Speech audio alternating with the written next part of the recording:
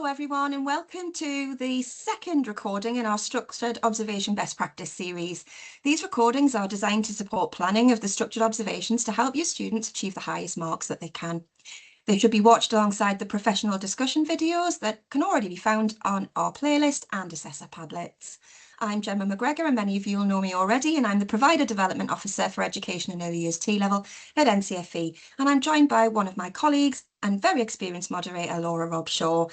Please do note that these recordings relate to Generation 1, Assignment 2, Part 2, and the moderation window is the 2nd of February to the 15th of May 2026.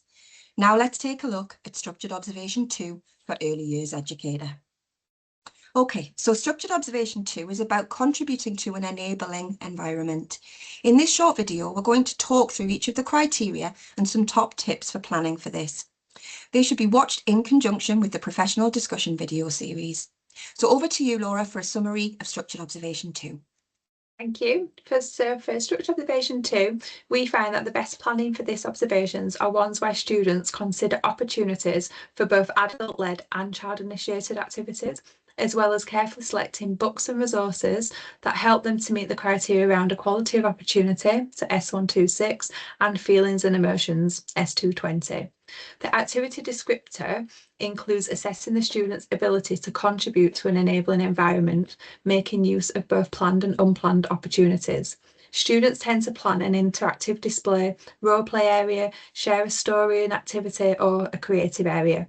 The best examples are where students combined a range of these to reflect all criteria.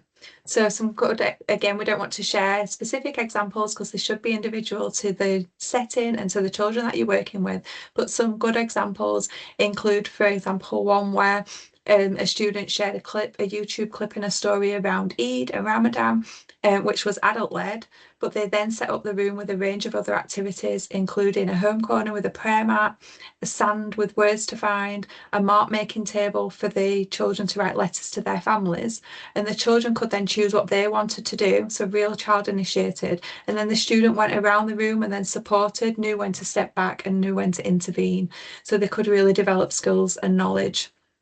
Carefully selecting stories for the observation is also crucial. We see many students using popular ones such as Colour Monster and Handa's Surprise, which help to cover, again, the planned criteria. Another good one was Our House by Michael Rosen, if people are not familiar with that, but that was carefully selected to generate discussions around similarities and differences. That's a lovely book, Our House, Laura. I've seen that before. Really good example. So thank you. It just reiterates again, doesn't it, the importance of talking to placement supervisors and planning activities in line with the children's needs and interests and what's happening at the setting, considering how best they can meet that planned criteria.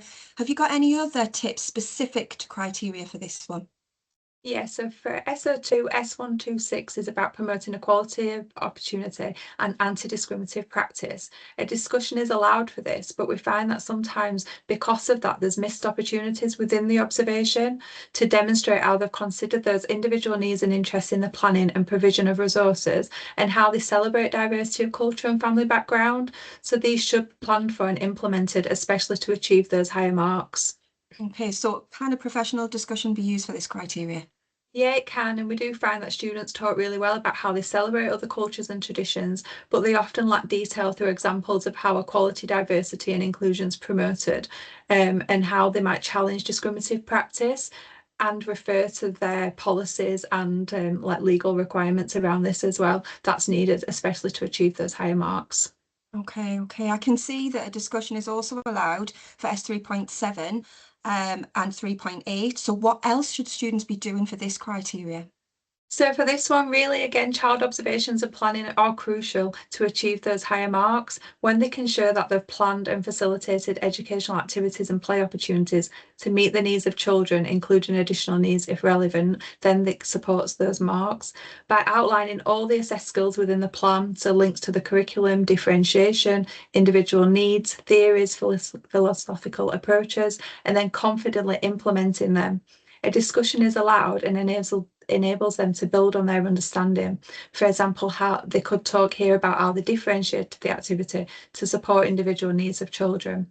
Again, students should use the plans and assessors should encourage them to drive that discussion forward from the information within their plan. Students who plan to involve children with additional needs are often better able to demonstrate how they support behaviour as well and inclusion and how they might adapt to the environment. And this often results in further demonstration of skills, again resulting in higher marks. Okay, so again, thank you for that, Laura. But again, what's coming out for me here is that knowing those children's individual needs and interests is just key. It's so important. They should do this through child observations and ensure through the planning that they're covering all those assessed skills. I can see that the other criteria for this observation is across all three. So we've got S123, S219 and S220. Have you got anything else you'd like to add around those? No, I think look at that in conjunction with the S01 video that we've done, ensuring all assessed skills are considered and implementing to gain the best chance of those higher marks. Fantastic. So in terms of closing this recording, have you got anything else that you'd like to share with assessors? As we mentioned in the first video, for assessor and tutors to check plans before, if they do mocks, for example, with the students, provide detailed feedback against the marking bands, make their own observations to help support those discussions. For example, I saw you using Makaton, explain this to me to help the student contextualise and demonstrate understanding. They should use their tutor guide when marking and ensure there's sufficient evidence for the associated band, providing those detailed justifications. Thanks so much, Laura. Again, this has been really helpful. I found it really useful and I hope those of you watching it find it useful too. Please do share some feedback and suggestions using the link that you'll find in the video comments box below. And we hope to see you at the next recording in the series. Thanks, Laura. Thank you.